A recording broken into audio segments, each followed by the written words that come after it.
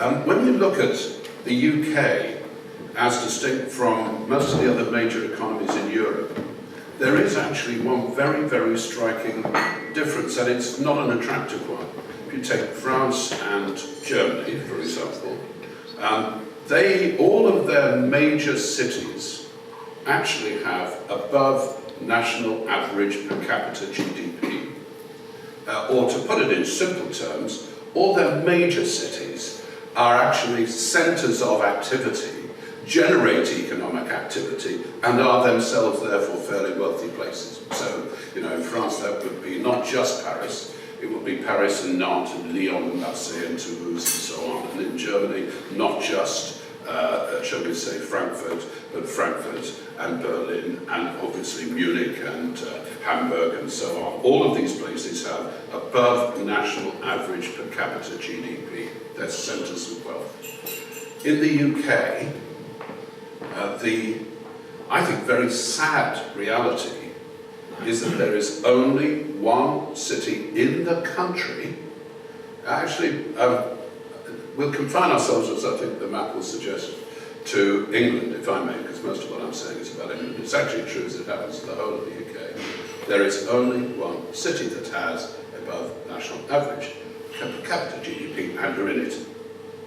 This is actually a hugely worrying and challenging proposition.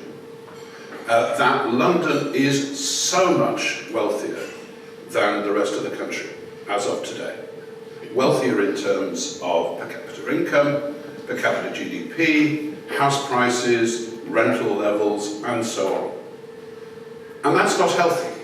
And actually the key to addressing that issue of inequality is not through taxation, it's through investment. It's through investment in infrastructure. It's through investment not just in, if you like, the very visible infrastructure, but in things like 5G and rollout of good, fast broadband.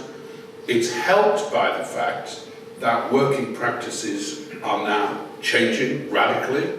Actually, already that the leading law firms and the big four accounting firms and others keep their nice old Etonians in Hanover Square or St James's Square or the City or wherever to be really nice to the incoming customers and to meet and greet, and all the real work is done in Leeds and Manchester and Liverpool and Birmingham already. It's already happening. That drive to the regions is now becoming a reality. People aren't waiting. And there's a big difference, incidentally, between the regions and London, which I also think is somewhat overlooked. But to me, having had some experience in these towns and cities, is very real.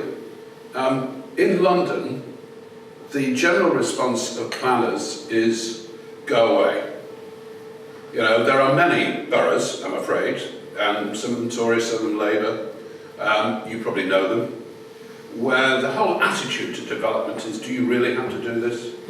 But the great thing about going to a place like that, going to Liverpool, going to Leeds, is that when you talk to the city, government there, the politicians as well as the officers, the answer is, how can we help you? How can we actually help you to invest in our city? Because we really want you. But that whole attitude that says, please come, we'd love to have you, I think is one of the major reasons that makes the regions these days much more attractive. It's pretty clear that there is a correction. It happens. There is no single graph on Earth that just goes straight up in a 45 degrees north line. I don't think we should trouble ourselves too much. But what is evident is that London is full. I've written a lot about peak London. Doesn't mean peak forever, but peak certainly in terms of us being the coolest city on the planet and so on. Because issues like the cost of housing, like connectivity, are actually proving to be genuine constraints on the speed at which a city can grow. So I think, housing in London, not necessarily as attractive as it's been over past years. Commercial yields in London, now at levels where it's hard to see a significant amount of upside.